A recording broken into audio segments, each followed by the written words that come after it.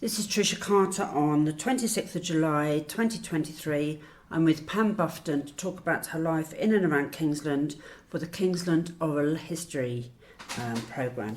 Pam, thank you for letting me come and talk to you today. Shall we start about telling me a little bit about you and yourself, your life, your family? Anything you want to say? Well, I was born at Hereford County Hospital, and my arrival was timed to come for the Queen's coronation. Only as usual, I was 2 days late, so you can probably guess my age. I was then brought home to Kingsland, where I lived for most of my life, and I lived at the top end of North Road opposite the Luctonians Rugby Club. Of course, when I was a child, there was no rugby club then. And yes, I was very happy up there. I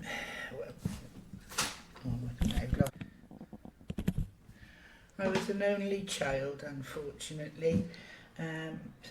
So I relied on lots of friends from the village, from school and generally in the village. Sort of the friends that were my age group in my class at Kingsland School were Glenys Jenkins, Susan Meredith, June Chamberlain, May Stevens, Angela Griffiths, Maura Milner and Joyce Wozencroft. And with the boys, which I was quite friendly with as well, Robert Aberley, Robert Evans, known as Chaz, Martin Davis, Roger Crump, Roger Bowen, Billy Williams and Alan Richards. And there was numerous others, but those are the ones that really sort of stick out the most. And I can remember when, I didn't particularly like school that much. I went, but I didn't particularly enjoy it.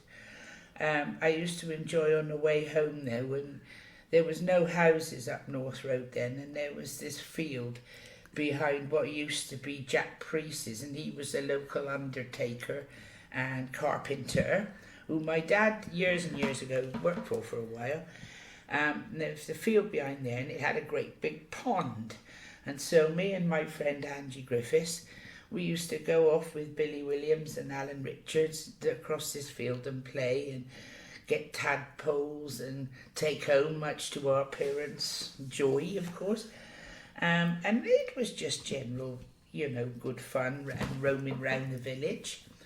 I lived opposite a pub then, which is no more, called the Monument Inn.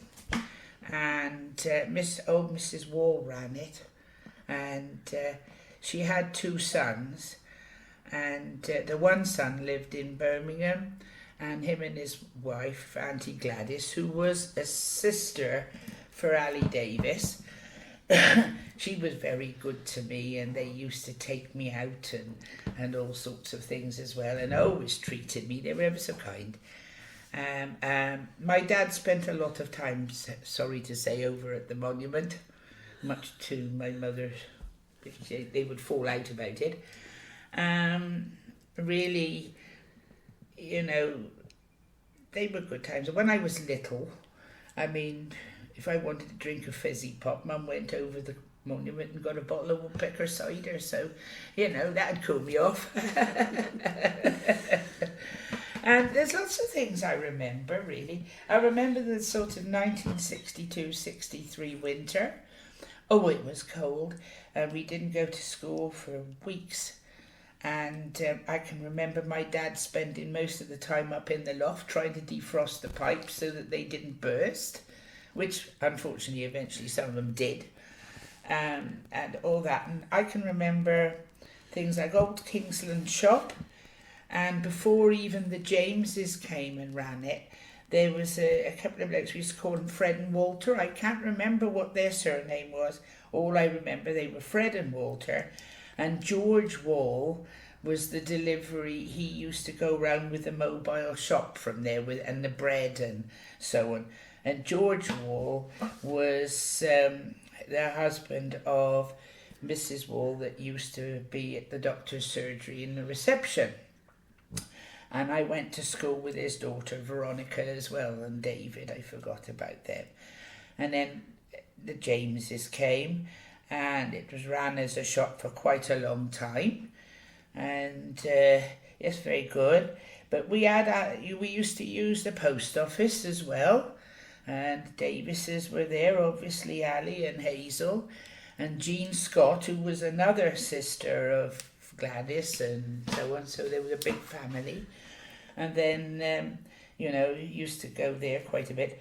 And also, that when the station was going at, I don't know, it wasn't quite Shirl Heath, but where the sawmills is and that, there was a lady called Mrs. Evans, and she used to have a little shop in her front room where we could go and buy sweeties and so on. And I remember we used to buy, sweet fags, which you're not allowed to buy now, are you?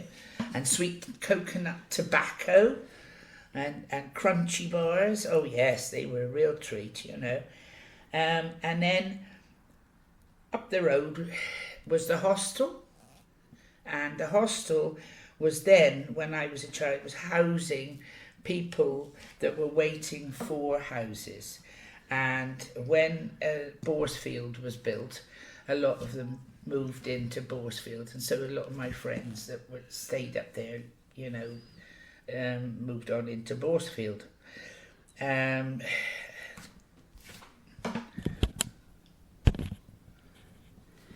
Do you remember any village activities that you took part in as a child? Oh yes, I do remember some. I remember we used to have a May Fair used to come, albeit a smallish one, but it used to be held at the bottom end of the greens, and there was all sorts of little roundabouts and swing boats. I used to quite like the swing boats and stuff like that, and that was fun. And I always look forward to school Christmas parties and the school plays, and Roger Bowen, who was a friend of mine, also recalls when we did Cinderella, and we were a couple that was announced onto the dance floor at the ball on the stage in the Coronation Hall, and we were announced as Lord and Lady Kingsland, and he's never let me forget it. Easter time, we would go to church. We would go to church on Ash Wednesday, and then once we'd been to church, we were allowed to go home. So the first thing that we used to do then, was we only had half a day, was go off and play, of course. And we'd go up the brook, dabble in the stream a bit there, all sorts of silly things really, ride our bikes, and if one had only got one bike between two, well, two of you got on one bike. The village policeman, we had a village policeman, he was called Mr. Taylor, and if he caught you, you were made to go back home, and he'd take your name and address, and then he'd go and see your mum and dad, and usually you were in for a bit of a ticking off them. I've been had for no lights on me bike, no front light, and my friend had no back light, so she rode in the front and I would follow on behind her in the dark. So, lots of little tricks we used to do. Yes, and, fond memories, very fond memories. Anyway, if I move on a little bit now, I went to Wigmore School. I didn't particularly enjoy that either, I must admit. I don't know, school wasn't my thing. I just did what I had to do and, got from there. And when I left school, I went to Hereford Tech College to do a bakery course. And then I had my first job at the Central Restaurant, but I was mostly in the shop. And I quite enjoyed that. But I must admit, when I was younger, I was a bit of a lazy toe rag. And if I could get out of going to work or whatever, I would. And my second job was at Lupton School as assistant cook. I quite liked that until they sacked me. And she came down, and Mrs. Vivian, it was then, came down and sacked me because I didn't go to work because it was snowing. But I had to walk up to Mortimer's Cross. me and my friend, to catch the bus. And it was pelting down, and it was probably about 9 inches deep on the road. And so we turned round and went home. And later on, the snow melted, and anyway, she came down and gave me the sack. So I thought, well, you know, my attitude was always a please yourself attitude. So that was that. So, like, moving on then to myself again. I've got 2 daughters, and I married my husband John in 1975. We met in December the 5th, 1974, and we got married on December the 5th, 1975. Wow. And we were very happy. We were happily married until he got cancer, and then we were married for about 45 years, and unfortunately he had cancer and he passed away a couple of years ago, which was very sad because we were quite close and we both love gardening. Mind you, he converted me, because when I met him, before I met him, we used to have an old gentleman who used to come round twice a year and cut the front lawn with a scythe. So I wasn't much of a gardener. And anyway, I suppose love makes you do all sorts of daft things. First job he had me doing was carrying muck in a wheelbarrow. So, you know, I must have fell in love with him then, isn't it? It was a rotten old job. But anyway, we were very, very happy. And my 2 daughters, Leslie was a bit like me, a bit of a naughty individual, I suppose, in a way. And she also didn't like school. She didn't like Wigmore School, and she hated Kingsland School. And she got through it, but I think she struggled because they found out when she was 40 that she was dyslexic. So that was probably the explanation for that behaviour, or my explanation for it anyway. Emily was much different and much, you know, more serious and and so on. You know, she was, well, I wouldn't say serious. She was fun-loving, but she was very sporty. Loved throwing the javelin, and she used to. She threw the javelin for Welsh schools, and she got a silver medal. So and she was a member of Brecon Athletic Club, so she'd done quite well. And then really, you know, they came into business with me doing the jams, pickles and chutneys, which I have now retired from. But Emily sort of runs that now, and she did go away to uni, and she was a teacher, a PE teacher as well. And that's really about it with my kids. But anyway, as I say, I sort of grew up a bit, and then when I married, I started getting interests in things. I mean, I've always loved cooking, even when I was a little girl. My mother was a cook chauffeur, and she was very clever. And I always were hanging around the kitchen, you know, when she was baking and cooking and so on. And so I did a lot of cooking, and I also took an interest. John started entering in Kingsland show because he started winning prizes. So I thought, well, I better have a go at this. So I entered a couple of little flower arrangements, and anyway, I had 3rd prize for one, and I was very, very pleased. And so it gave me the encouragement to carry on. And I went for classes, and I enjoyed that. So eventually I went to Home Lacey and did floristry as well. So I would do weddings, funerals, so on and so forth. And I mean, I still go occasionally, very occasionally, and help fill pots as if they've got a really big do on. I let them do the titivating though now. I just go and do the main groundwork, if you like, but I still enjoy it. And gardening, well, you know, John was a very keen gardener, and from Kingsland show he ended up doing other shows in Kington and won lots of prizes and cups. And then he went on to Malvern, and he grew these very, very long runner beans, The winner, the longest ever, was 33 3/4 inches, which is pretty long for a runner bean, isn't it? Yes. You know, but yes, you know, so he had his pleasure. I used to help him out in the garden. But going back to my background, my mum's family, well, I'll go with my dad first. My dad wasn't a local, and they met when he was billeted at Leominster Camp after the war. And he hailed from Swansea originally, and he was a carpenter and worked for Gordon Morrow from Leominster, and then Jack Priest in Kingsland for a while. He died young at 51 from cancer, and he fought the Japanese during the war and was a sergeant because when war broke out he was a regular army, and he spent a lot of time in Burma amongst other countries, so he had it hard. You know, he did have it hard. Now my mum, she was a very clever woman. Her name's Florence Floss, they always called her Flossie, and she was clever, but unfortunately I will explain a little, not too graphic, but she learned to drive when she was very young and determined, and she was very determined, much to my granddad's disapproval, but this in turn led her to be a cook chauffeur to the sharp toffee people in Malvern.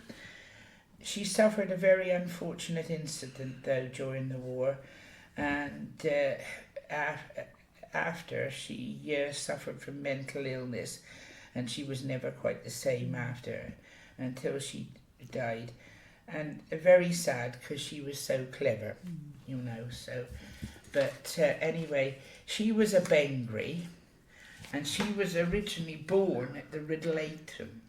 Where's that? The Riddle? The Riddle is when you go over to Yarpole from the back road, and then past Ochre Wood, and there's a little crossroads, and you take the right turn, and you go up there, and that's a Riddle. And up there. And she was born there, so she was still within Kingsland sort of due restrictions.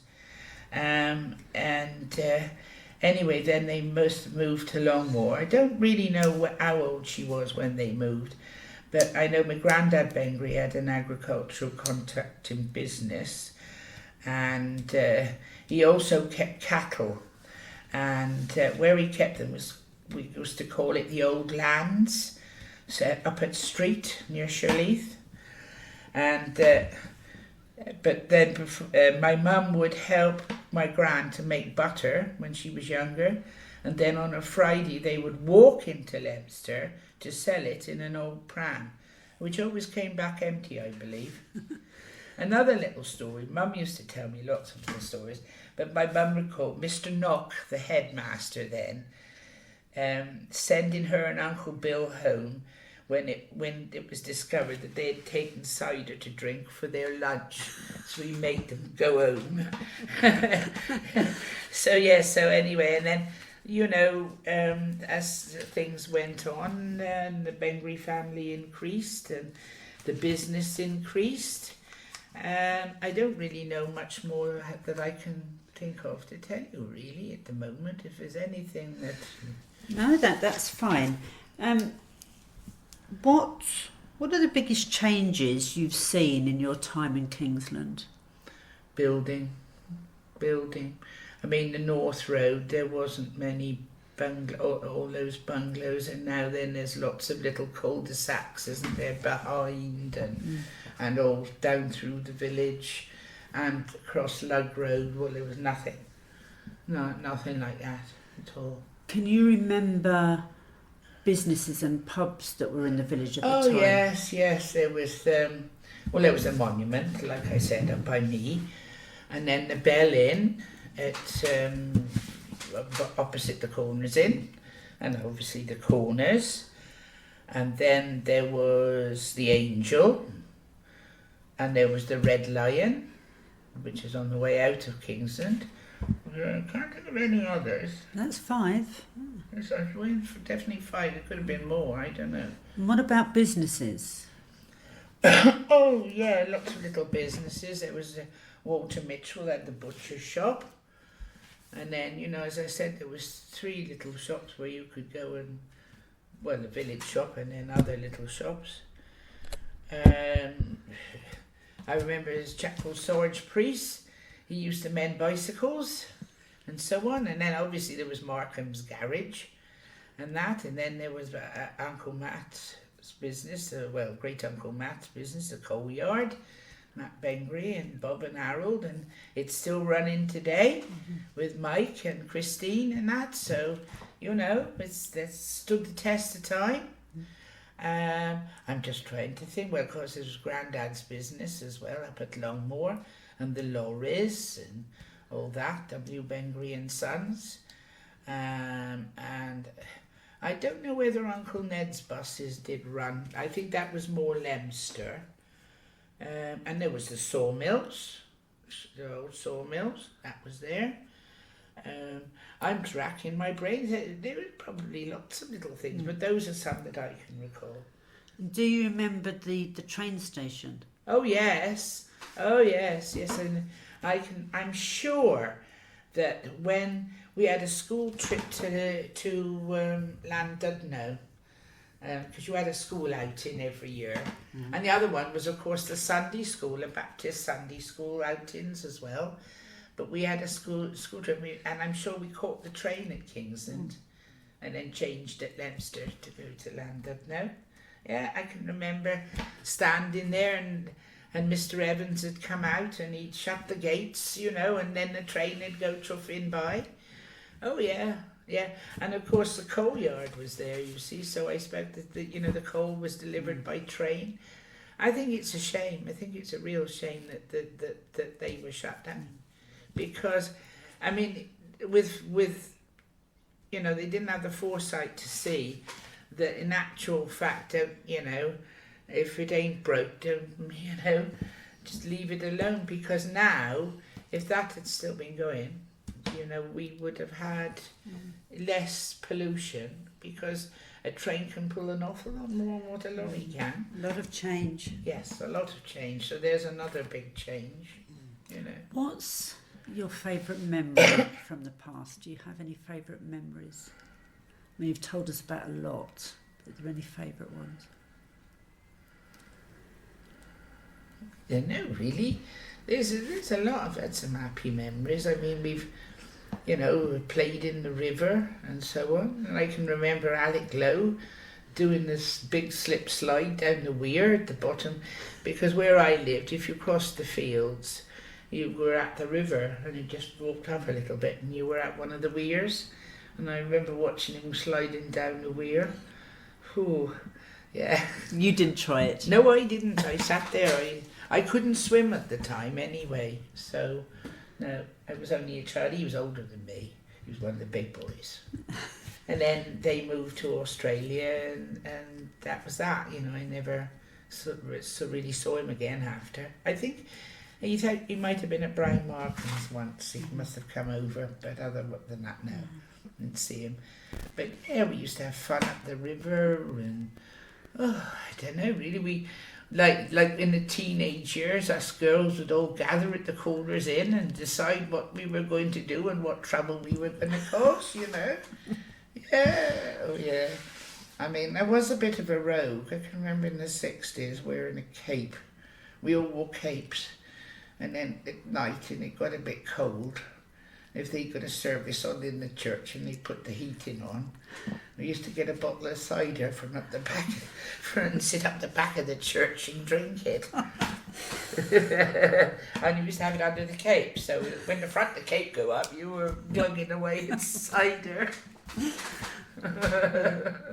Lots of good memories. Oh yeah, lots of funny things. Yeah. It's been lovely talking to you and hearing all your stories. Is there anything else you'd like to add? There surely is, but I can't think of it right at the moment. I'll have to come back and talk to you again. Yeah, well, my mum, she told me lots and lots of little stories, and I could gather up a few of those, and I expect, Thank you very much, Pam. That's all right. Yeah.